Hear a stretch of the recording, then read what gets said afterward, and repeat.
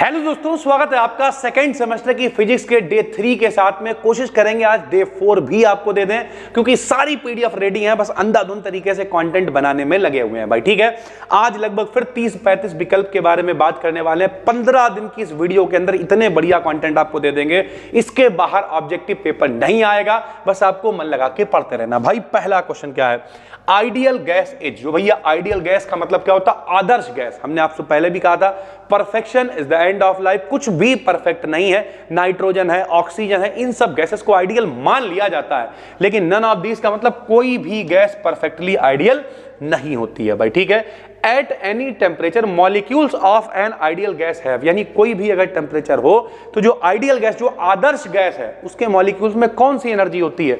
तो गैस का मतलब ही है अंधाधुंध गति करे, केवल काइनेटिक एनर्जी होती है अगर वो आइडियल गैस है, लेकिन परफेक्टली आइडियल कुछ भी नहीं होता है। In perfect gas equation, perfect gas equation पता ही है, पीवी बराबर आरटी, आदर्श गैस समीकरण बचपन से पढ़ाई जाती है।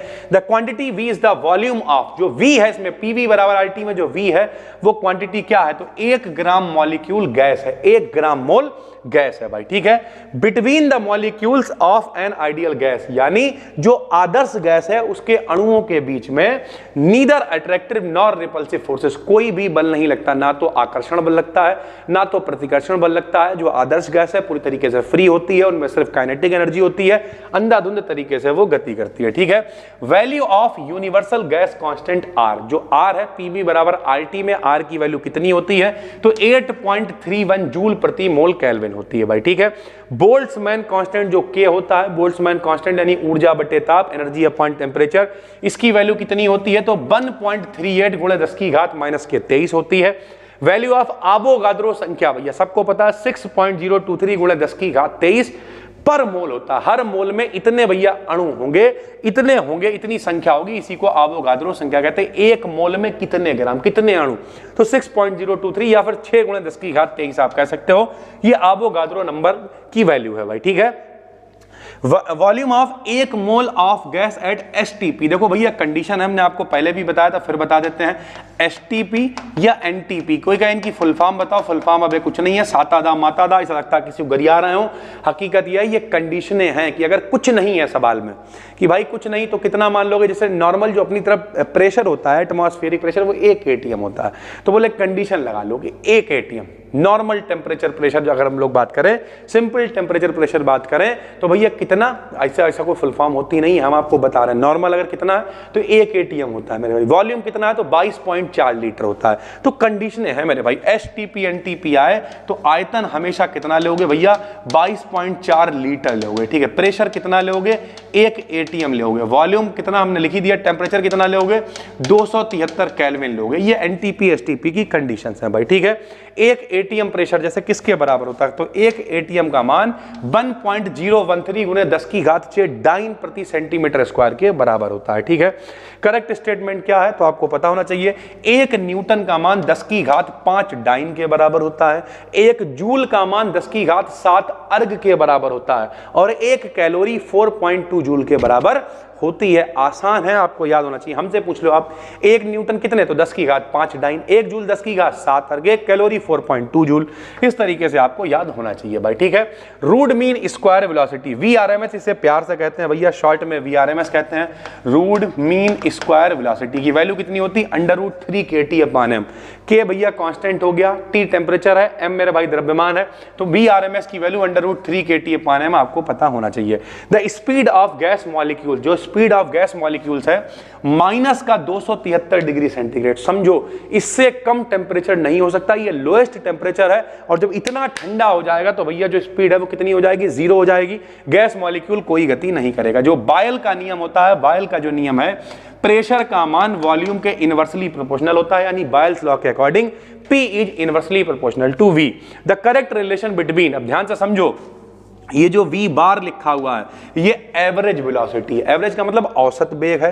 ये जो VRMS लिखा हुआ है ये रूट मीन स्क्वायर वेलोसिटी, यानी क्या है भैया, वर्ग माध्य मूल वेग है। VMP का मतलब मोस्ट प्रोबेबल वेलोसिटी होती है, जो अधिक से अधिक, मान लो 10 लोग हैं, 10 में भैया तुमने कहा 1 करोड़ रुपए या 1 प्लेट खाना, तो ज्यादा लोग क्या कहेंगे 1 करोड़ रुपए, तो ये मोस्ट प्रोबेबल हो गया। जो ज्यादातर गैस मॉलिक्यूल्स की वेलोसिटी होगी उसे बीएमपी कहते हैं। रिलेशन क्या होता है, बीएमपी का मान सबसे कम, औसत उससे ज्यादा, और रूट मीन स्क्वायर का मान सबसे ज्यादा होता है, ठीक है।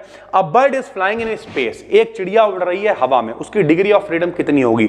भैया जितनी तरीके से स्वतंत्र गति हो सकती, चींटे को मेज पे चला रहे हो, लंबाई चौड़ाई में चल सकता है, डिग्री ऑफ फ्रीडम 2 होगी। तार पे चलाओगे सिर्फ लंबाई में आगे पीछे चल सकता है, डिग्री ऑफ फ्रीडम 1 होगी। चिड़िया हवा में उड़ रही है, लंबाई में, चौड़ाई में, ऊंचाई में, तीनों में उड़ सकती है, तो डिग्री ऑफ फ्रीडम कितनी हो जाएगी? 3 हो जाएगी भाई, ठीक है। The number of degrees of freedom for molecule of a diatomic, अगर कोई डाई एटॉमिक 2 अणु वाला, 2 एटम वाला है, जैसे O2 गैस है, इसमें 2 एटम है, डाई एटॉमिक है भाई, तो इसके लिए डिग्री ऑफ फ्रीडम कितनी होगी? 5 होगी। मोनो एटॉमिक के लिए 3 होगी। मोनो एटॉमिक जैसे एक ही एटम है, हीलियम है भैया, हीलियम गैस अकेला एक ही होता है, तो एक मोनो एटॉमिक के लिए डिग्री ऑफ फ्रीडम 3 होती है। डाई एटॉमिक के लिए मेरे भाई 5 होती है, ये आपको पता होना चाहिए। ट्राई एटॉमिक के लिए 6 होती है, जैसे O3, ओजोन गैस में O3 3 है, तो ट्राई एटॉमिक के लिए 6 होती है। Law of equi partition of energy is applied only when system is, यानी जो लॉ ऑफ इक्वी पार्टीशन, यानी जितनी भी प्रकार से उसकी ऊर्जा वितरित होगी वो समान रूप से वितरित होगी प्रत्येक डिग्री ऑफ फ्रीडम में। ये जब क्लासिकल सिस्टम है, पुराना वाला सिस्टम है, तभी law of equi partition of energy apply होगा भाई, ठीक है। डाई एटॉमिक गैस के लिए CP/CV की वैल्यू कितनी होती बता चुके हैं। CP/CV क्या है? विशिष्ट ऊष्मा है, स्पेसिफिक हीट्स है मेरे भाई, ये कांस्टेंट प्रेशर पर है, ये कांस्टेंट वॉल्यूम पे है। CP/CV का मान गामा होता है, तो चाहे CP/CV पूछे या गामा पूछे, बात वही है। डाई एटॉमिक के लिए 1.40 मान होता है, ट्राई एटॉमिक के लिए 1.33 होता है, और भैया मोनो एटॉमिक के लिए 1.66 मान होता है। ये सारी वैल्यूज आपको पता होनी चाहिए भाई, ठीक है। The most probable speed of ideal gas, यानी जो BMP की वैल्यू है मोस्ट प्रोबेबल, उसका फार्मूला क्या होता है? √2 kT/m होता है। एवरेज स्पीड यानी जो B बार की वैल्यू है वो कितनी होती है? √8 kT/m होता है। रिलेशन अगर हम बात करें भैया वर्ग माध्य मूल और मोस्ट प्रोबेबल के बीच में रिलेशन बताओ, तो रिलेशन होता है BMP बराबर √2/3 BRMS होता है भाई, ठीक है। BRMS की वैल्यू वैसे नॉर्मली कितनी होती है? √3 π/8 B बार। ये किस में रिलेशन है? रूट मीन स्क्वायर और मेरे भाई एवरेज। एवरेज का मतलब औसत, जहां कहीं भी बार लगाओ इसे मीन भी कहते हैं भैया। मीन स्पीड कह दो या फिर एवरेज स्पीड कह दो, बात एक ही है, ध्यान से समझ लो। रूट मीन स्क्वायर ये मीन या एवरेज हो गया, BMP यानी मोस्ट प्रोबेबल हो गया। सारे रिलेशन हमने यहां पर लिख दिए हैं भैया, ठीक है। आगे अगर हम लोग बढ़े, the value of gamma for gases increases eight there atomicity, यानी जैसे जैसे एटम्स की संख्या बढ़ती है वैसे वैसे गामा की वैल्यू कम होती जाती है भाई, ठीक है।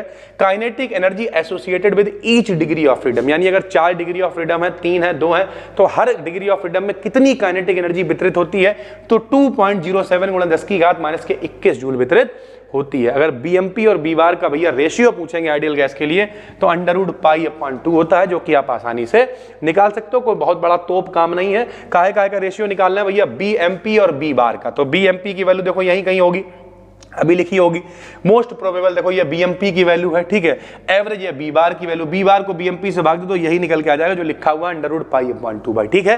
तो ये लगभग 30 विकल्प हैं भाई, टेंशन नहीं लो, हमने छांट लिया है सब कुछ। ये जितना एक एक, जैसे ये देखो लिखा हुआ सेकंड सेमेस्टर फिजिक्स डे 4, ये वीडियो भी हम अभी शूट करेंगे, कोशिश करेंगे आज ही पढ़ पाए, क्योंकि ये वाली ये हमने सब बना ली है, पढ़नी सब आज ही है। आज शाम को मैच भी है चेन्नई और RCB का, तो थोड़ा सा रीच पर भी फर्क पड़ता है, लेकिन हम कोशिश करेंगे कि ये वीडियो आज ही सारी पढ़ जाए। डरना बिल्कुल भी नहीं है भाई, हम गारंटी ले रहे हैं मार्च के खत्म होते होते ही जो 2-3-4 दिन बचे हुए हैं, इसमें ही आपको कंटेंट इतना दे देंगे कि आपको लगने लगेगा यार ऑब्जेक्टिव में तो हम पास ही हो गए। तो डरो मत, जिससे भी हो, आप सेकंड में हो, आप 4th में हो, सेकंड में आपकी बैक आ गई थी, आप 6th में हो, भाई मत डरो, हम हैं। 11 अप्रैल से पहली यूनिवर्सिटी के पेपर है, उससे पहले ऑब्जेक्टिव डिस्क्रिप्टिव अधिक से अधिक वीडियोस आपको देने की कोशिश है। बस एक काम करना है, हाथ जोड़ के निवेदन है, डिस्क्रिप्शन में फ्री टेलीग्राम चैनल का लिंक है, टेलीग्राम चैनल को भैया ज्वाइन कर लो, ताकि जो भी वीडियो हम भेजें, जो भी भैया PDF डालें, वो सब आप तक पहुंच पाए। फिर मिलते हैं, तब तक के लिए धन्यवाद, थैंक यू।